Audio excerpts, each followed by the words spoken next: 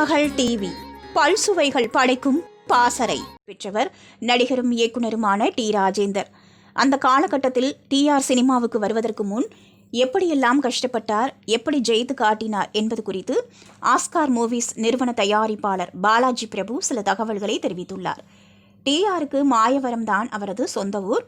அப்போ காலேஜ் படிக்கும்போது லோக்கல் ட்ரெயினில் தான் போவார். அப்போது நோட்டு புத்தகத்தில் தான் தாளம் போடுவார்.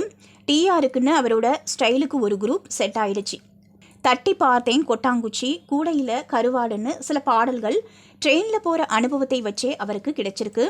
அப்படியே எம்ஏ வரை படிச்சிருக்காரு. 16 வயதினிலே உதிரிப்பூக்கள்னு சினிமாவை பார்த்து அவருக்கு ஒரு மோகம் வருது. அப்போது அவருக்கு தாடி தான் ஸ்பெஷல்.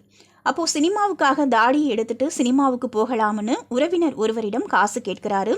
உன் மூஞ்சிக்கு சினிமா எல்லாம் ஒரு கேடான்னு கமெண்ட் அடித்தாங்களாம். அது அவர் மனசுக்குள் ஆழமாக பதிந்து, இந்த தாடியோடவே நான் சினிமாவில் போய் ஜெயிச்சு காட்டுவேன்னு சொன்னாராம்.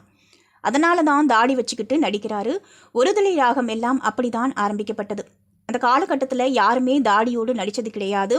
அந்த கால ஹீரோக்கள் தாடியை எடுத்துவிட்டு க்ளீன் ஷேவ் பண்ணியிருக்கணும், சின்னதாக மீசை வச்சிருக்கணும், இதுதான் ட்ரெண்ட். ஆனால் அதை உடைச்சிட்டு தாடியோடு நடித்து ஜெயிச்சு காட்டினவர் தான் டிஆர். தன்னுடைய வாழ்க்கையில் நடந்த சம்பவங்களையே படமாக்கினார். அதுதான் ஒருதலை ராகம். அந்த படத்துக்கு நல்ல வரவேற்பு கிடைச்சது, மாபெரும் வெற்றி பெற்றது. இவ்வாறு அவர் தெரிவித்துள்ளார். திருமகள் டிவியை லைக் செய்து உங்கள் நண்பர்களுக்கும் ஷேர் செய்வதுடன் சப்ஸ்கிரைப் செய்து ஆதரவு தாருங்கள்.